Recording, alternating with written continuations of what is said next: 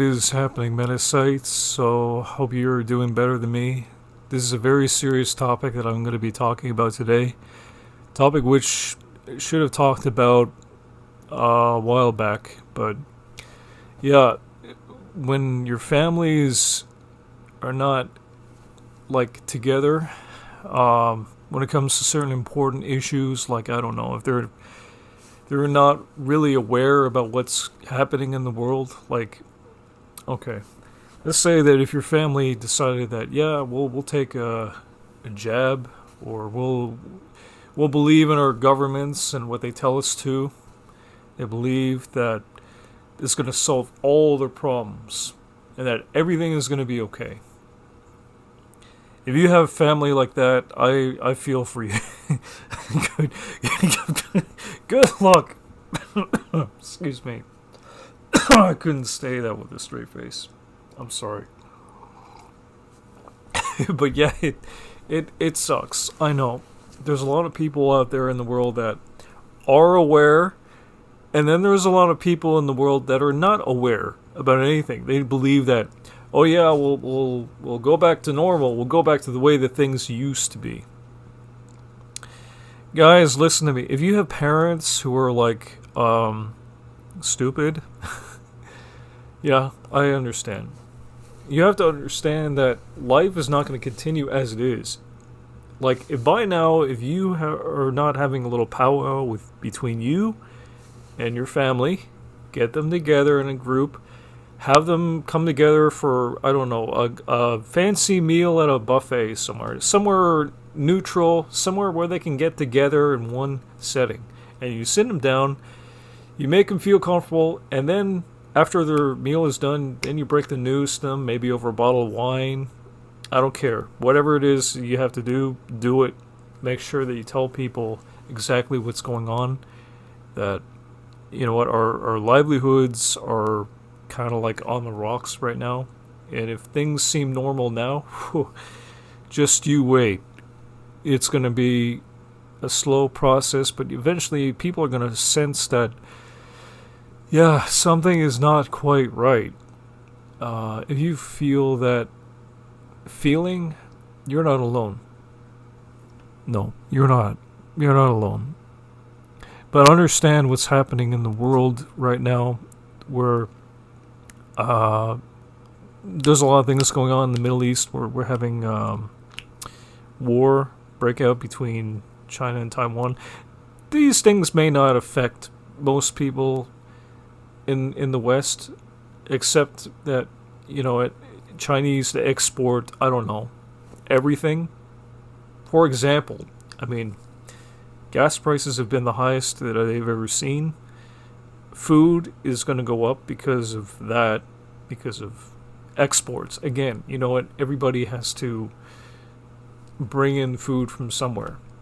That's just how it's always been. That's how you get all your groceries neatly in the cupboard. You know, some of that stuff, maybe that spice came from the Middle East somewhere, you know, or just like maybe your favorite coffee, you know, like all these ingredients and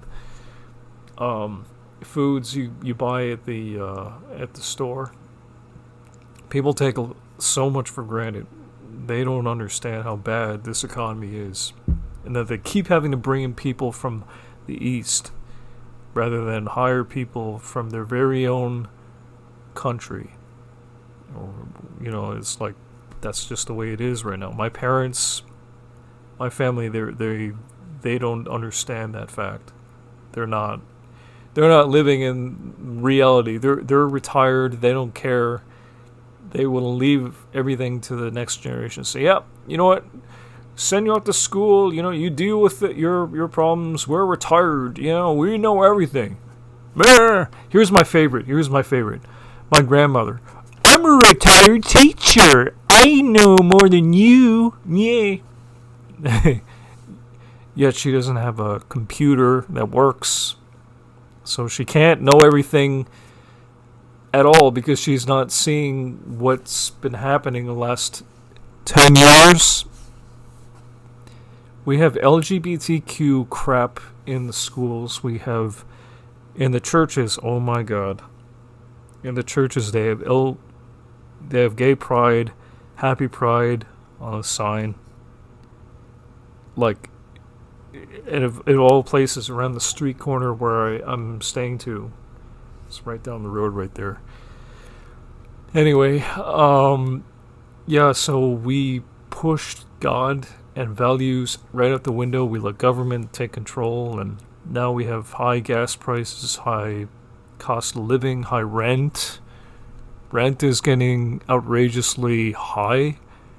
And I've noticed this when I was, texting on Facebook. I've noticed a lot of people they're coming out now. They're coming out and they're saying, "Yeah, you know what? Our government they should have taken care of our own first before we let all these immigrants come in. We opened the gates wide open. We said, here, come in, welcome." And here we are, just not 6 months later, and now people are complaining like, "Oh, I can't find work. I can't find a place for my son. He's going to school." Well, yeah, and it sucks, I know, because we allowed a lot of this to happen. A lot of people think that we gotta have short-term solutions, but they don't see what is happening like 5 years down the road. I mean, a lot of people, I know that they don't care. Maybe they're so far in crippling debt that they'll do just about anything to get out of their situation. So they turn to the government, or they turn to other people. They say, "Yeah, let's come in. Let's bring in more people. More people means more jobs, right?" But no, that's not true. Refugees, like, they're coming in from everywhere. Everybody's migrating everywhere else. People who are not from here are here. People who live here have to go somewhere else, and it's crazy, man. You have to have like your witness, your CPR, your license, registration. You have to have a car in order to drive around to get to these places if you want to clean, just do that. You have to take a jab if you want to go work on a ocean liner, fishing. And if you're a doctor, you have to do whatever other doctors and pharmacists are being told, and not do your own research, or not look into other alternative medicines. Alternative medicines are bad, right? We don't trust alternative medicine because that's not what we've been taught our whole lives. So it must be wrong. And these people, we'll give them treatments, we'll treat the disease, but we're not going to cure it. Nah, there's no money in that. No money in that, eh? The system is broken, and I'm sick of it. I'm literally sick of it. When you get to that point when you have to eat ramen for like a week and a half or 2 weeks, then it becomes a problem. Yeah, true story. When you say, "Oh, he's wearing Adidas, how can he be?" Well, yeah. I mean, at one time I could afford some nice stuff, but not anymore. Unless you know where to shop to, unless you want to go on Wish.com and maybe starve yourself for a few days. That's your choice.